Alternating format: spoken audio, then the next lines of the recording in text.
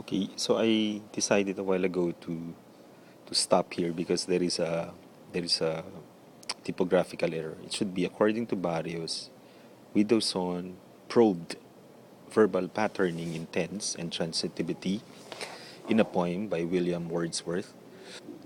Widowson's main thesis was that the arrangement of phrases in this poem represents the sights and sounds that the author experienced when he wrote this poem. This was accounted for by the syntactic structure of the noun phrases and the verb phrases, the recurrence of the definite article identical patterns that showed relation between stanzas or clauses, similar patterns in tense and aspect, in the comparison between the symmetry in the first two lines and the lesser regularity in the lines that follow. He further explained the representation is inherent in the verbal patterns. If the patterns change, then the representation changes accordingly. Barrios reveals similar findings on the syntactic verbal patterning using the poem Break, Break, Break by Alfred Lord Tennyson. I'd like to think that the word images that Barrios was pertaining to here could be what Cheng was stating earlier about iconicity, captured in Tapti's concept of syntactic symbolism, which was somehow parallel to Widowson's grammar of representation. I would like to link the discussion between reference and representation to what Trudeau and Pratt emphasize in relating syntax and literature. The most apparent grammatical structure is a surface structure, which I think may be pertaining to the reference, the obvious, the usual, the external context. By underlying or deep structure, perhaps we may be referring to the categories that we cannot see on the surface or implied. Perhaps null category for Chomsky in Radford 2004 in his minimalist syntax. And what is underlying or abstract layer or layers would be seen on what is represented, internal, of course, of the verbal patterns. And here is the model. A model of grammar adapted from Trudeau and Pratt, where you can see that there is underlying syntactic semantic structure. So if you look at the surface phonetic structure, surface syntactic structure, and underlying syntactic structure.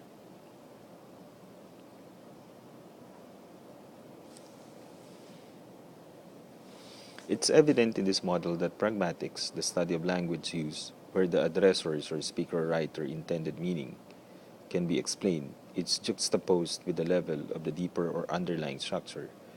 Thus, it is essential to go beyond the surface structure to obtain the intended meaning of the poet.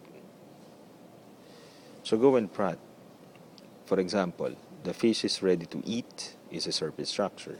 The fish is ready for someone to eat the fish is abstract or underlying structure. The fish is ready. The fish is ready for the fish to eat something is again another abstract underlying structure. If one wishes to unlock the secrets and ambiguities of poetry, he has to look straight into the heart of the texts, which is syntax. Words wouldn't be enough to reveal the mystery of the poet's intentions. As Sir Pratt puts it, if language were just words, words, words, it would do us little good except in the rather limited linguistic function of naming. Corollary to this premise is Blake's 1990 assertion that there is nothing in a word that can account for it being a noun, a verb, or an adjective, except when it is used in a sentence. Hence, focusing on the syntactic structure would lead us to a more scientific linguistic and less impressionistic type of stylistic analysis that sets the parameter of this paper. I sought to anchor my study on a very simplified framework of Blake in trying to search for the hidden in Jose Garcia Villa's poem considered in the literature to be modern, experimental, philosophical, famous, and controversial. The intent of the study is to analyze the form herewith the sentence structure and its effect and meaning on the reader. The analysis is delimited in three ways. clause elements which make up each sentence, presentation of the content in theme, rime, and topic common format, and organization of each sentence into declarative, interrogative, or imperative format.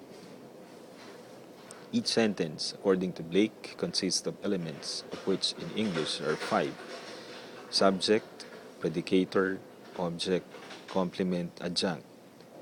Not every sentence will contain all elements, but most sentences will have at least a subject and a predicator, except for the imperative sentences, which dispense with the subject, and the majority will actually have more than these two elements. Adjunct refers to anything which which fails to fit into the other four categories and usually answers to one of these questions: where, when, and how. Theme is a first clause element in any sentence. The subject of most English sentences is likely to be in the theme position. This is because what occurs as a theme is more likely to receive emphasis, and one way to give some elements emphasis which it would not normally have is to put it at the head of the sentence. Equally, the end of the sentence carries more stress than the middle of a sentence, which is why the concept of end focus is used. But the end focus is not such a prominent feature thematic emphasis.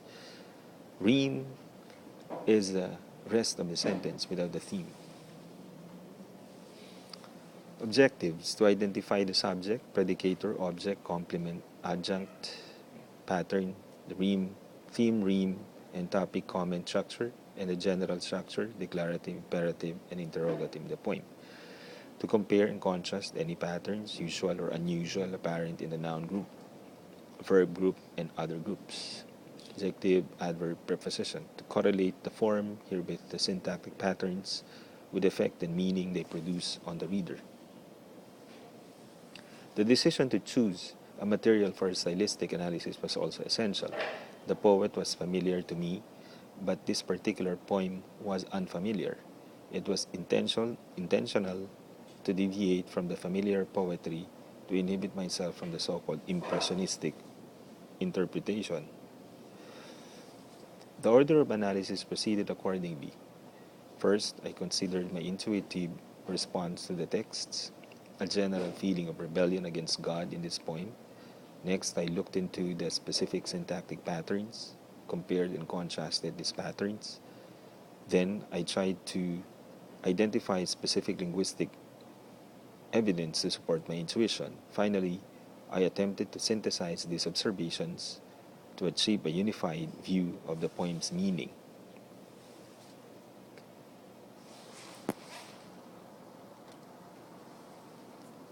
Right, so I'm done with the background.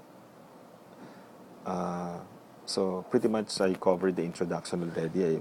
I included the essential points that would help us analyze the poem. So here, basically, you would see Garcia Villa's four lines. This is the first stanza, I think. So I will break God's seamless skull, and I will break his kissless mouth. Oh, I'll break out of his faultless shell and fall upon Eve's gulf mouth. Right, so in my next video, we will start analyzing the poem. Right, so stay tuned.